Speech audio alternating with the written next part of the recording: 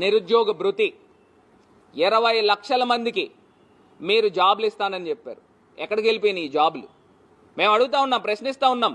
మీ చంద్రబాబు నాయుడు గారు విజన్ కదా, విజన్ 2020 కదా, స్వర్ణాంధ్ర 2030 అని చెప్పాడు. మరి 2030 గాలికి వదిలేసి మరి ప్రధానమంత్రి గారు ఎప్పుడైతే 2047 అని ఆయన నినాదం తీసుకున్నారు, దాన్ని కాపీ కొట్టి ఇవాళ మళ్ళీ స్వర్ణాంధ్ర 2047 అని చెప్తా ఉన్నారు. నేను అడుగుతా ఉన్నా, మీ చంద్రబాబు నాయుడు గారు, మీ లోకేష్ గారు, మీరందరూ కూడా, మీ టీం అంతా కూడా వరల్డ్ ఎకనామిక్ ఫోరంకి వెళ్ళారు, దావోస్ వెళ్ళారు. మరి చంద్రబాబు నాయుడు గారికి అంత పెద్ద గొప్ప విజనే ఉంటే ఏమైంది? ఒక్క రూపాయి అయినా ఎంఓయూ చేశారా అని వాళ్ళు మేము ప్రశ్నిస్తున్నాము. ఆంధ్రప్రదేశ్ ప్రజలు సాక్షిగా మేము ప్రశ్నిస్తున్నాము. ఒక్క రూపాయినా మీరు ఎంఓయూ చేసుకున్నారా? ఏమైపోయింది మీ తెలివి? ఏమైపోయింది మీకున్న పరిచయాలు? మీ గొప్పతనం ఏమైపోయింది? అంటే ఎక్కడ కూడా ఒక పెద్ద క్వశ్చన్ మార్క్ కనబడుతుంది. మన పక్క రాష్ట్రమే మహారాష్ట్ర, వాళ్ళు డబుల్ ఇంజన్ సర్కార్ అని చెప్పుకుంటున్నారు. వాళ్ళు సుమారుగా 15,80,000 కోట్ల రూపాయలు ఎంఓయూ చేసుకున్నారు.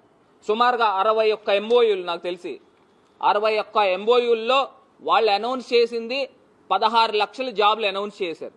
అదేవిధంగా మరి మన పక్కన ఉన్న రాష్ట్రం తెలంగాణ రాష్ట్రం. మరి తెలంగాణ రాష్ట్రంలో రేవంత్ రెడ్డి గారిది ఏం డబుల్ ఇంజిన్ సర్కార్ కాదు. ఆయన 1,79,000 కోట్ల రూపాయలు ఎంఓయూలు చేసుకున్నారు. 20 ఎంఓయూలు రాసుకున్నారు వాళ్ళు డిఫరెంట్ కంపెనీస్తో. వాళ్ళు అనౌన్స్ చేసింది 50,000 జాబ్లు అనౌన్స్ చేశారు.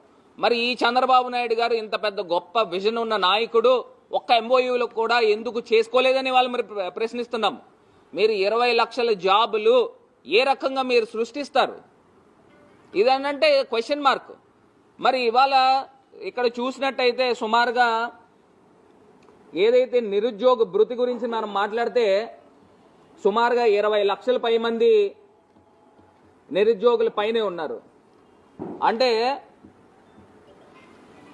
సుమారుగా ఇంతమంది 20 లక్షల మందికి మీరు జాబులు ఇవ్వకపోగా మీరు 3,000 రూపాయలు చొప్పున ప్రతి నిరుద్యోగికి కూడా నెలవారీ మీరు డబ్బులు ఇస్తానని చెప్పారు, నిరుద్యోగ భృతి అని. లాస్ట్ టైం 2014 నుంచి 19 దాకా కూడా అందరికీ కుచ్చుటోపీ పెట్టారు.